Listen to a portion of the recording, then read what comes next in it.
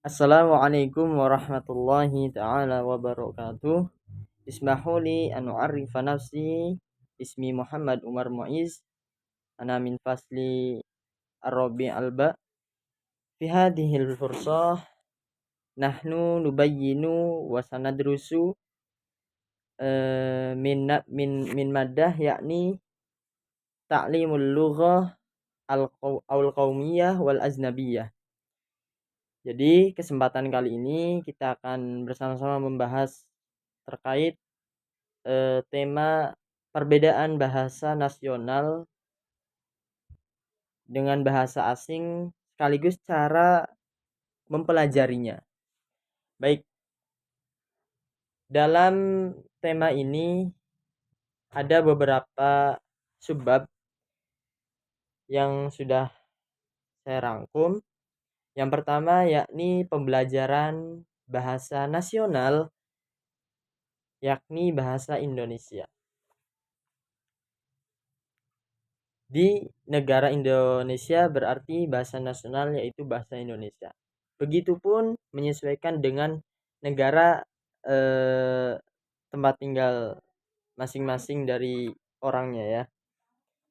Secara pengertian yakni pembelajaran bahasa nasional itu proses penyempurnaan kemampuan bahasa resmi negara yang sudah dipakai sejak dini. Kemudian cirinya yaitu free language acquisition sudah tersimpan di memori jangka panjang karena dipakai tiap hari di rumah dan di lingkungan. Fokus belajarnya yaitu menata tata bahasa, menambah kosakata, meningkatkan baca dan tulis, serta memperkuat identitas dari bangsa itu sendiri. Nah, kemudian catatan terpenting bagi kita yakni untuk memperkuat dan melestarikan bahasa nasional adalah membuat penutur asing ini menjadi nyaman dan sebagai akulturasi budaya yang hidup. Jadi ketika ada WNA yang menjadi WNA orang-orang asing yang hidup di Indonesia walaupun sebentar, khususnya orang-orang yang memang jauh dari bahasa Indonesia itu sendiri, mereka menjadi nyaman dan paham walaupun tidak secara menyeluruh. Kemudian sebab yang kedua yakni mengenai pembelajaran bahasa asing. Artinya di sini lebih spesifik kepada bahasa Inggris dan bahasa Arab. Secara definisi atau pengertian yakni proses belajar bahasa yang baru ya, yang bukan bahasa bahasa ibu atau bahasa bangsa itu sendiri.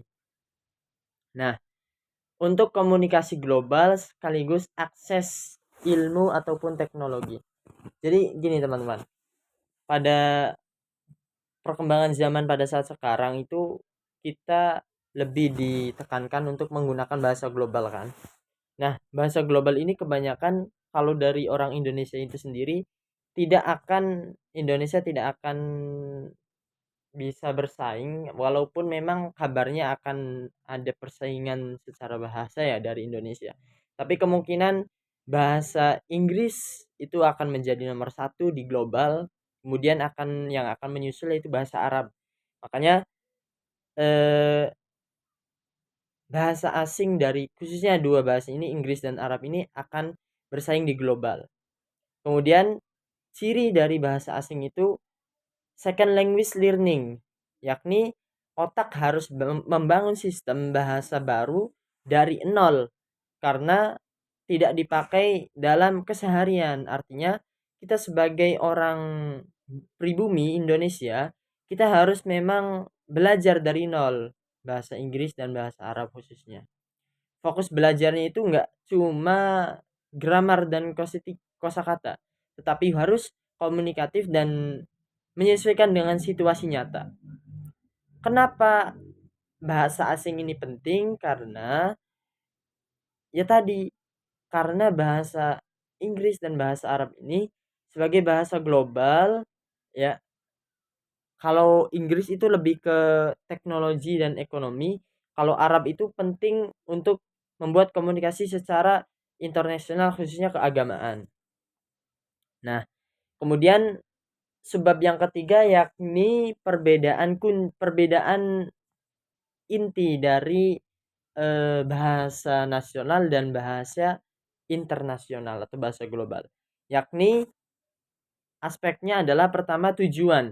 Tujuannya yaitu sebagai alat komunikasi sekaligus identitas bangsa komunikasi internasional serta paham budaya lain.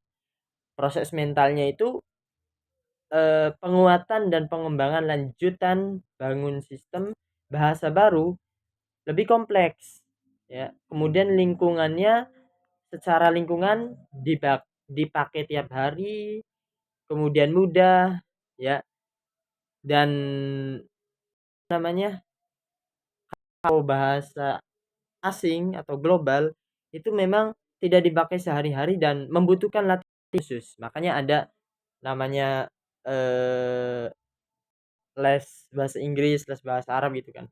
Karena ya mereka menjadikan kemampuan itu sebagai ladang usaha mereka gitu.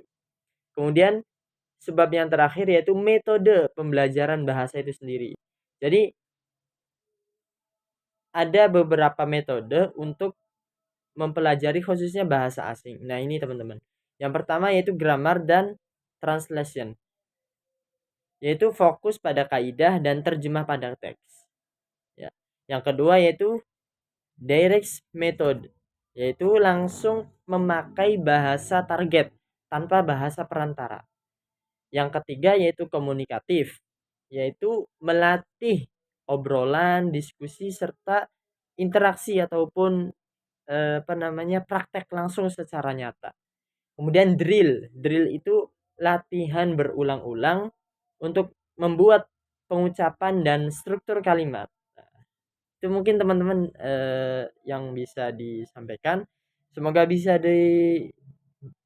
diberikan manfaat untuk kita semua dan bisa menjadikan ilmu baru untuk kita semua ya.